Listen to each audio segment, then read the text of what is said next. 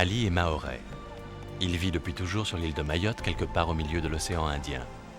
Il travaille comme agent des eaux et forêts et veille jour et nuit sur la réserve marine de Sazilay. Mayotte est située à quelques milles de la côte nord-ouest de Madagascar. Cette île de l'archipel des Comores est française depuis 1843. Elle a été découverte il y a 500 ans par des navigateurs arabes. Sinbad le marin avait surnommé l'archipel Jazaïr al-Kamar, les îles de la Lune, transformées au cours du temps en Kamar, puis Comores.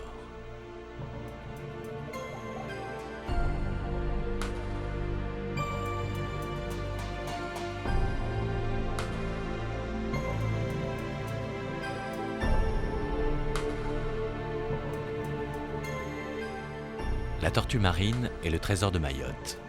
Près d'1 millier d'entre elles a élu domicile ici, dans le parc de Sazilay, au sud-est de l'île. Rescapées des temps géologiques, véritables fossiles vivants, ces anges de la mer contribuent à la magie du site.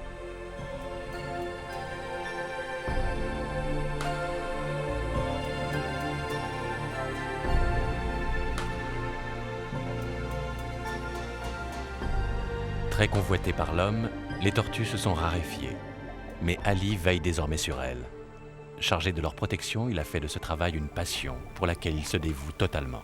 Mon travail consiste à baguer, gérer, sauvegarder la tortue verte et la tortue imbriquée dans le parc de Sazilay. Faire des recherches scientifiques. Quel genre de recherche? Essayer de savoir exactement où est-ce que la tortue verte et la tortue imbriquée de Mayotte va après la ponte, comment elle fait pour pondre, où elle pond et quels sont les moyens de pouvoir la conserver.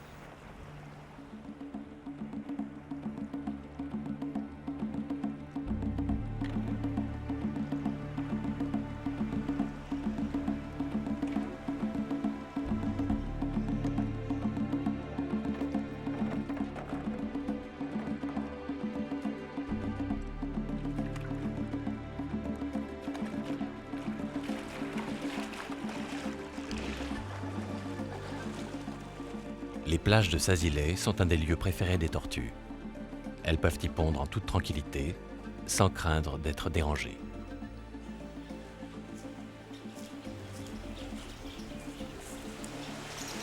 Ali s'installe ici pour une mission d'observation qui durera plusieurs jours. C'est pour lui un moment privilégié, indispensable à l'avance des recherches scientifiques.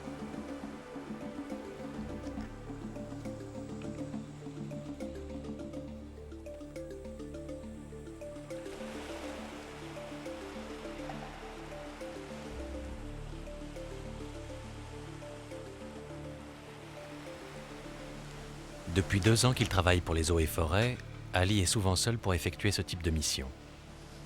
Un campement rudimentaire et quelques outils lui suffiront. S'il est vrai que les moyens humains et matériels sont encore faibles à Mayotte, la prise de conscience des autorités en faveur de la tortue marine a déjà permis quelques améliorations. Une vingtaine d'agents forestiers vient donner exceptionnellement un coup de main pour les patrouilles anti-braconnage. Et ils sont désormais 3 agents à être affectés en permanence à la surveillance des tortues.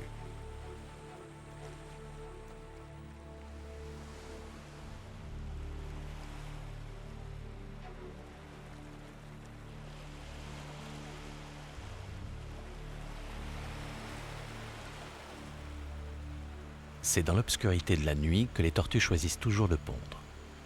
Grâce à ses jumelles infrarouges, Ali peut facilement les repérer.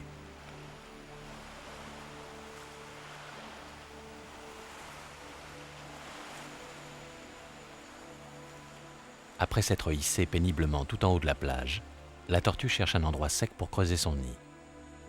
Avec ses pattes, elle rejette le sable vers l'arrière de manière à s'enterrer presque complètement. Une opération qui lui prendra près d'1 heure. Une fois le trou de ponte achevé, elle pond en moyenne une centaine d'œufs blancs dont la coquille est molle.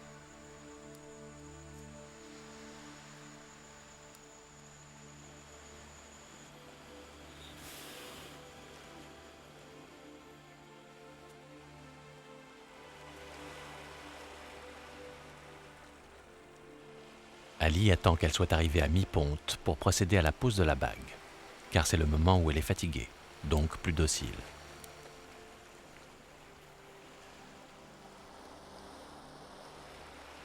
Le marquage des tortues est l'outil essentiel pour reconnaître les espèces et leurs caractéristiques. Il permet d'identifier les femelles individuellement lorsqu'elles remonteront sur la plage.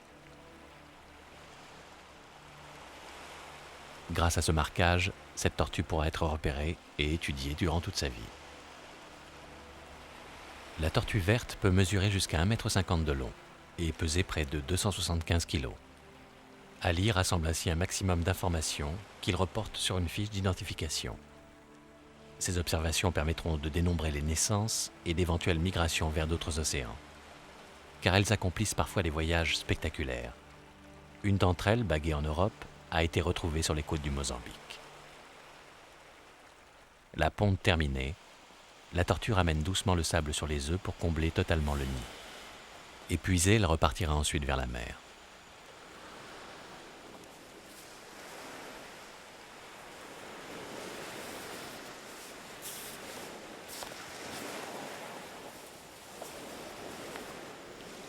Certaines tortues montent sur la plage, cherchent un endroit mais ne l'ayant pas trouvé, elles rebroussent chemin sans avoir pondu. Ali décide malgré tout de les baguer et de les identifier.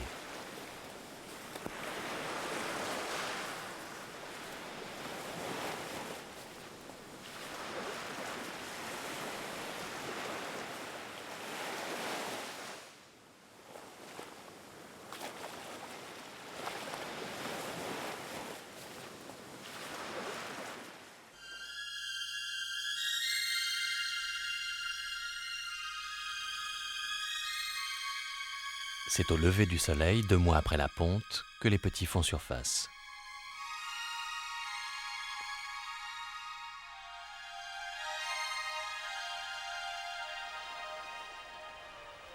Instinctivement, ils se précipitent vers la mer.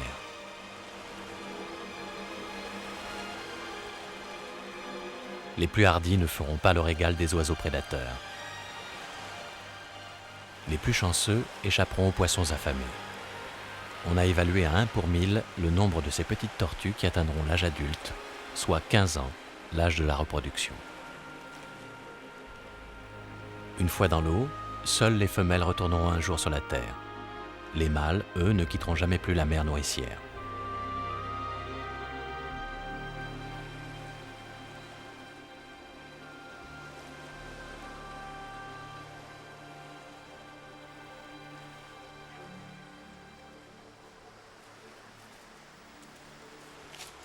Le travail d'Ali consiste aussi à rechercher les nids.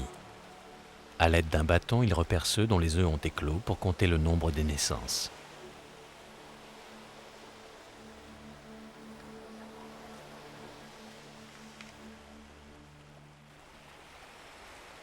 À une dizaine de mètres de la plage, Ali découvre un nid qui a éclos dans la nuit.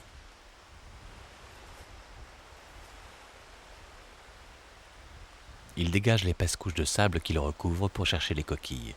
Une opération qui lui permet parfois de sauver un petit resté coincé dans son berceau trop humide.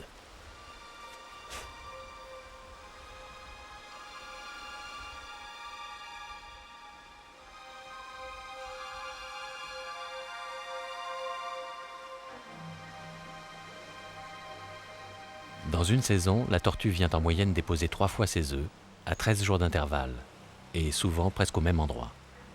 Certaines peuvent pondre jusqu'à 11 fois en 5 mois sur la même plage. Ali remplit une autre sorte de fiche d'identification sur laquelle il datera, situera et comptabilisera le nombre de coquilles.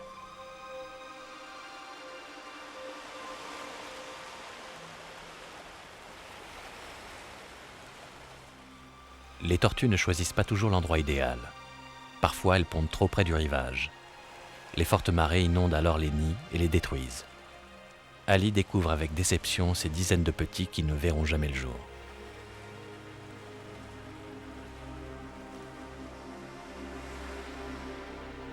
La mortalité naturelle des tortues est importante.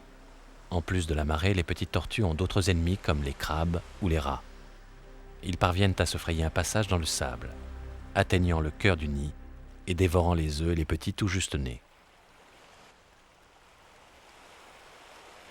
À quelques mètres seulement du rivage, les tortues s'accouplent durant la journée, en toute liberté. Une véritable compétition, où plusieurs mâles se disputent la même femelle.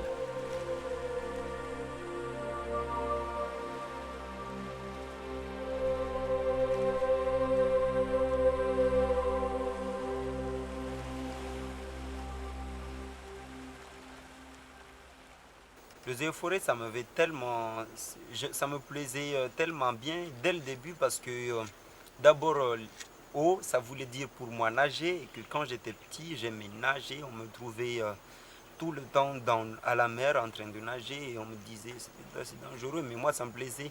Et puis forêt, ça voulait dire pour moi la campagne et que quand j'étais petit, moi, j'ai mon père qui est cultivateur, ma mère qui est aussi cultivatrice, mais pas beaucoup. Et j'étais tout le temps à la campagne avec mon père. Donc c'était déjà quelque chose que je connaissais déjà. Donc eau et forêt, ça voulait dire déjà, ça voulait dire quelque chose de grande importance pour moi. Quelque chose que je savais déjà, que je faisais déjà et que je savais déjà. Et puis après, bon, une fois que je suis aux eaux et forêts, on m'a proposé de travailler sur la nature, et surtout sur la tortue. Moi, il n'y avait pas aucun problème parce que côté protection, moi je suis pour, surtout sur la nature.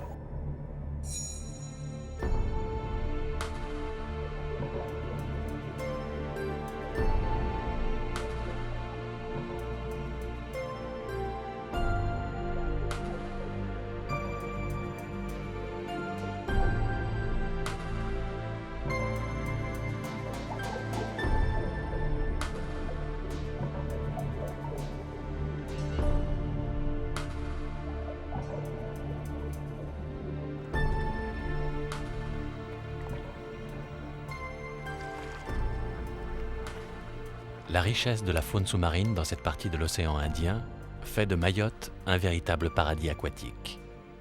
L'immense barrière de corail qui ceinture l'île veille sur ses splendeurs et les protège.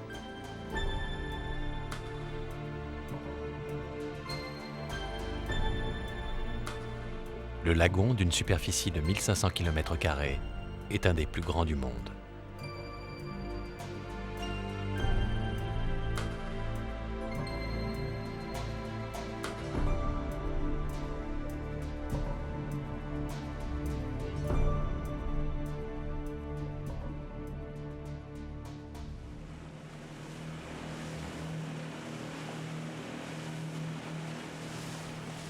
Toutes les semaines, Ali et Pierre patrouillent dans la réserve marine du lagon. C'est pour eux l'occasion de saluer les pêcheurs locaux qui utilisent des méthodes traditionnelles. La pêche à la palangrotte et à la traîne y sont toujours autorisées.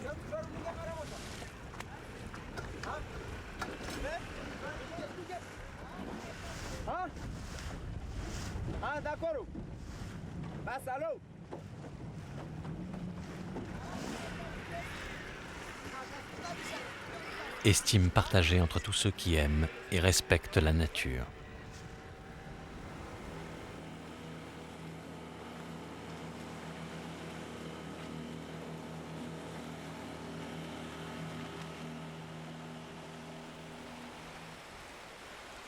Mais les rencontres ne sont pas toujours amicales. Et monsieur. Bonjour. Bonjour. Les œufs et forêts, bonjour. Je vous ai vu plonger là. Qu'est-ce que vous faites? Si je vous dis que vous chassez, vous avez un fusil et que vous chassez. Une langouste. Une langouste. On ne chasse pas des langoustes avec des fusils, monsieur. On chasse pas. Bon, d'accord. Je vais saisir le fusil et puis vous allez me donner votre nom après.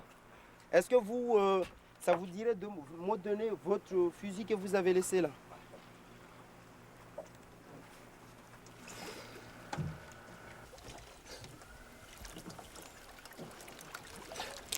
Merci.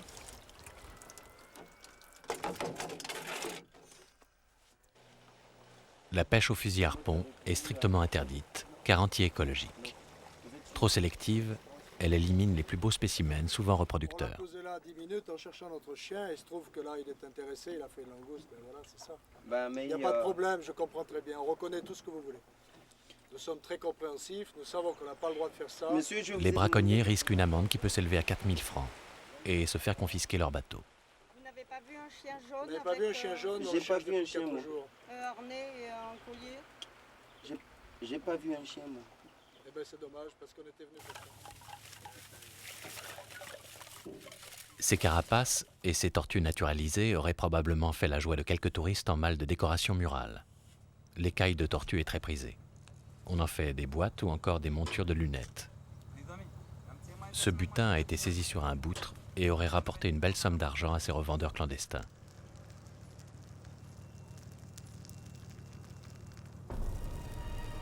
Mais la tortue est également chassée pour sa viande. Le kilo serait vendu sur l'île entre 10 et 50 francs. Toutefois, les croyances populaires mahoraises voient d'un mauvais œil les mangeurs de tortues. Je voudrais dire aux habitants de Mayotte une simple chose, c'est que la tortue, c'est d'abord, prenons-la pour un ami. C'est une des richesses les plus importantes de Mayotte. Prenons-la pour une amie et non pour un repas. Et comprenons surtout richesse, pas dans le côté la tuer pour gagner des sous ou la tuer pour la manger, mais comprenons richesse du côté paysage. C'est beau, c'est une belle nature et essayons de la garder au lieu de voir l'inverse.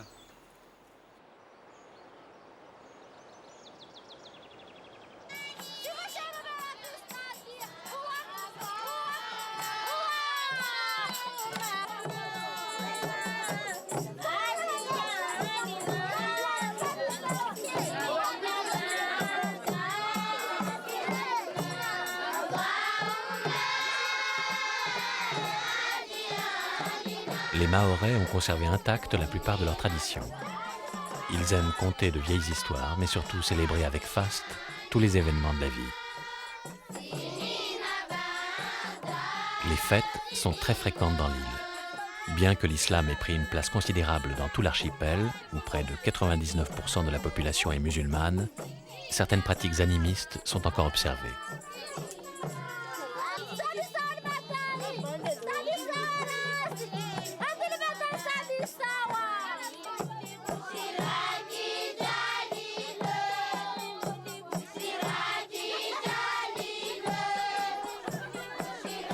Les femmes sont un élément de stabilité dans la société mahoraise et jouent un rôle important. Elles ont plus de pouvoir que n'en donne habituellement l'islam.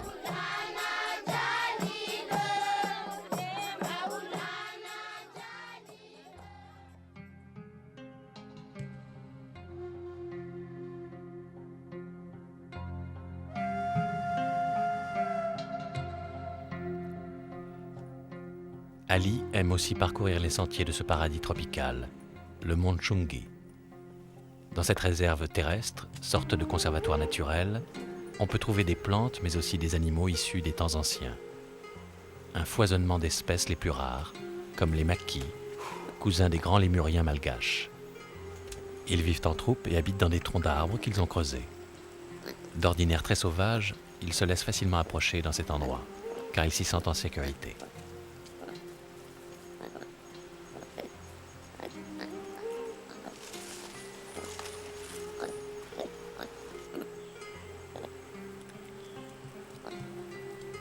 Ali vient régulièrement leur offrir des bananes, car il aime particulièrement ces petits singes à museau de renard.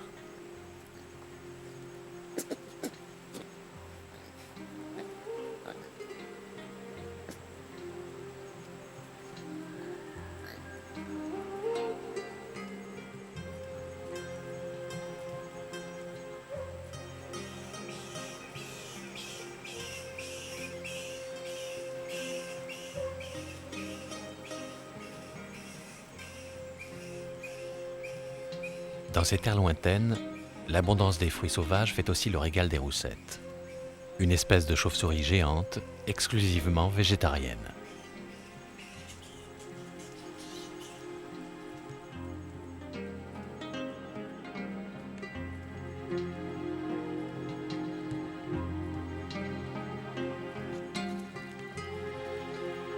l'ascension du mont Chungi se fait uniquement à pied, car seules les randonnées pédestres sont autorisées. Une occasion pour Ali de profiter de cette nature exubérante et parfumée, et de contempler les superbes panoramas sur toute l'île et son lagon.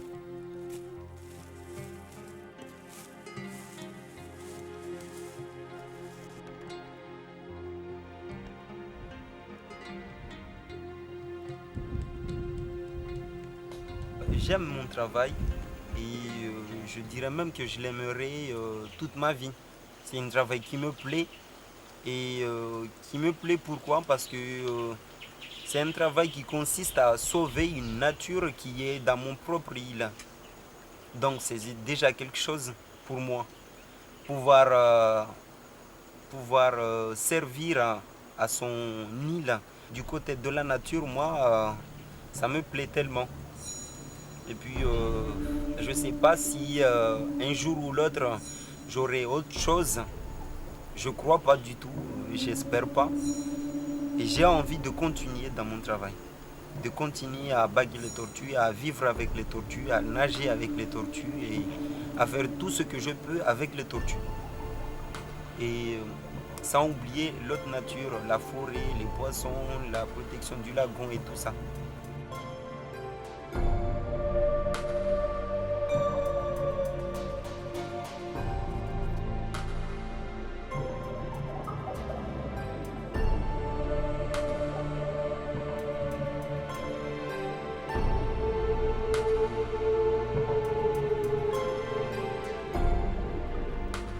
La légende mahoraise raconte qu'un jour de famine, les poissons se sont réunis pour savoir qui serait mangé. Ils se sont demandé, mais qui donc est absent? Tortue. Ainsi, c'est Tortue qui sera mangé. À ce moment-là, Tortue n'avait pas encore de carapace. Et elle leur dit, « Ainsi, vous avez décidé de me manger car c'est moi seul qui manquais. C'est comme si vous disiez que Dieu n'était pas là. » Elle se mit alors à réciter des versets du Coran, et une carapace lui descendit sur le dos. Depuis ce jour, aucun poisson n'a pu dévorer la déesse de la mer.